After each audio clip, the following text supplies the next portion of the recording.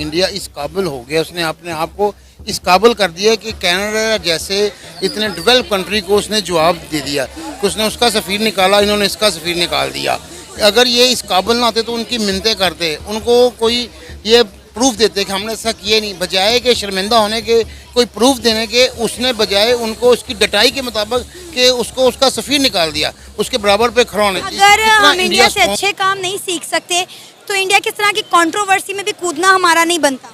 नहीं, ये तो वो कहते हैं ना दुश्मन मुल्क है, हम साया मुल्क है और दुश्मन मुल्क है, फिर उनके पास भी बात करने का मौका है, वो भी माफ़ी नहीं देते।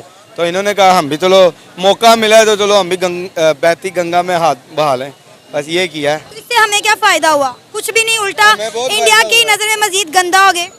हमें बहुत फ़ायदा हुआ है, वो ये फ़ायदा हुआ है कि हमारी आगे मुल्क की जो काज चल रही है वो और बुरी हो गई है।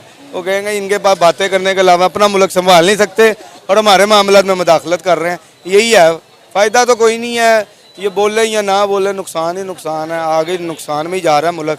तो इनके बोलने से क्या हो जाएगा? सिर्फ एक ये अपने वो हाईलाइट होने के लिए ना हमारे मिनिस्टर जो ये सियासतदान ये बयान देते हैं, जैसा कि आपने मुझे बताया कि बिलावल ने बयान दिया है कि ये बिलावल जरदारी ने कहा है इस सारे मामले के ऊपर कि इंडिया एक दहशतगर्द और गुंडा रियासत बन चुकी है।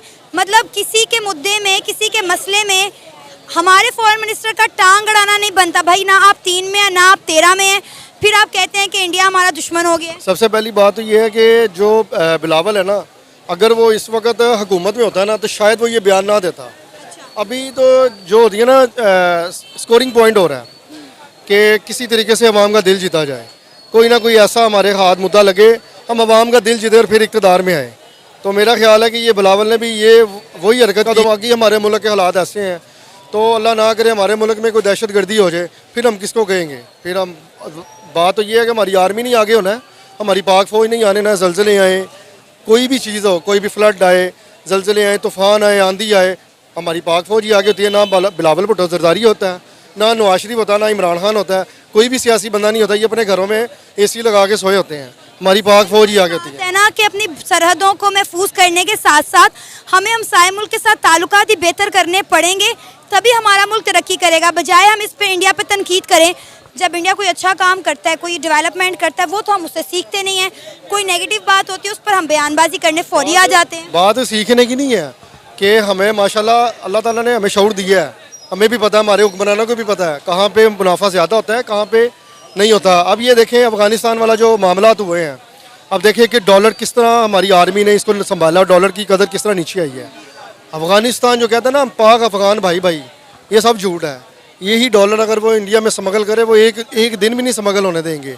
तो हमारे जो इसके पीछे ताकतें हैं ना, यही हैं, यही नफरत फैला रहे हैं और यही हम चाह रहे हैं कि मैंने आपको पिछले इंटरव्यू में कहा था कि पाकिस्तान को इन्होंने किसी तरीके से डिमोलाइज्ड और इसको डिग्रेड करना ही करना है। जैसे जो शाह महमूद कुरैशी था ना, वो सरदारी के दौर में भी रहा ना तो नाकाम हुआ है, वो इमरान खान के दौर में भी है, वो नाकाम ही हुआ है।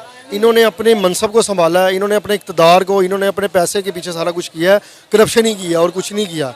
इन्होंने मुल्क को आगे ले जाने की कोशिश की ही नहीं है। अभी ये जो आर्मी काम कर रही है, ये तो हुक्मरानों का काम बनता था। अब ये फॉरेन पॉलिसी आर्मी तो नहीं करेगी, ये तो फॉरेन पॉलिसी की गवर्नमेंट करेगी। अपनी निगरान हुकूमत ना 3-4 महीने का सेटअप है, अगर ये डिलीवर कर जाते हैं, अच्छा डिलीवर कर जाते हैं, यहाँ आने वाले देखते हैं ना कि मियाँ साहब आएंगे, कहते हैं जी मियाँ साहब आएंगे हालात अच्छे हो जाएंगे। मेरा नहीं ख्याल कि हालात कैसे अच्छे होंगे, हालात तब भी अच्छे होंगे जब डिलीवर करेगा कोई आके, जब कोई IMF को खैरबाद कहेगा, IMF से मुआहिदा जो है ना वो उसको खैरबाद कह देगा कि भाई हम इतना सूद नहीं भरेंगे, अब ये तुम्हारे पैसे हैं, हम तुम्हारे पैसे ही सिर्फ तुम्हें लुटाएंगे, सूद नहीं भरेंगे। फिर देखेंगे अल्लाह की मदद भी हमारे साथ इंशाअल्लाह ताला होगी और आप देखिएगा ज़रूर इंशाअल्लाह ताला जब ये सूद की लानत ख़त्म होगी ना पाकिस्तान में से, तो इंशाअल्लाह हमारा मुल्क भी तरक्की करेगा। तो मेन बुनियादी जो जड़ है ना मजबूत जो हमारा, वो सूद है, इसको सूद को ख़त्म कर देना चाहिए। तो रही बात इंडिया की ये फॉरेन पॉलिसी की और ये जो इंडिया के साथ ताल्लुकात है, हाँ उनका कोई वज़ीर हमारे साथ खड़ा हो, बात करे, तो फिर क्यों नहीं पाकिस्तान वेलकम करेगा। जब वो बात ही नहीं करना चाहते, चले आप अपने चैनल के तवज्जुह से उनको कहें ना, कोई एक वज़ीर आके पाकिस्तान में बात करे, देखें हम इंशाअल्लाह ताला उनको वेलकम करते हैं।